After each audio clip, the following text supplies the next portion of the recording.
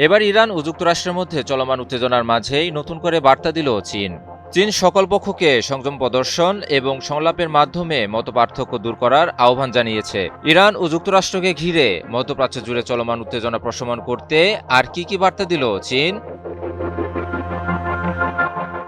চীনের পররাষ্ট্র মন্ত্রণালয়ের মুখপাত্র গু জিয়াকুন সাংবাদিকদের সঙ্গে আলাপকালে ইরান ও যুক্তরাষ্ট্র প্রসঙ্গে বলেন, বেইজিং আশা করে ইরান জাতীয় স্থিতিশীলতা বজায় রাখবে। তিনি প্রত্যাশা করেন সকল পক্ষ শান্তি বজায় রাখবে, সংযম প্রদর্শন করবে এবং সংলাপের মাধ্যমে মতপার্থক্য দূর করবে। মার্কিন প্রেসিডেন্ট ডোনাল্ড ট্রাম্পের ইরানের দিকে যুদ্ধজাহাজ এগিয়ে যাওয়ার মন্তব্য করার পর চীন এই সংলাপের আহ্বান জানালো।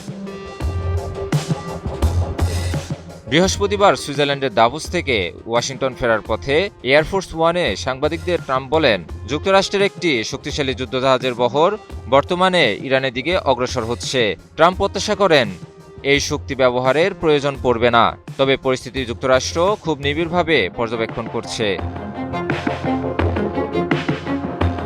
যুক্তরাষ্ট্রের হামলার হুমকির পর ইরান স্পষ্টভাবে এর কঠোর প্রতিক্রিয়া জানায়। দেশটি জানায়, ইরানের ভূখণ্ডে যে কোনো ধরনের আগ্রাসনের পরিণতি হবে ভয়ঙ্কর এবং বিধ্বংসী।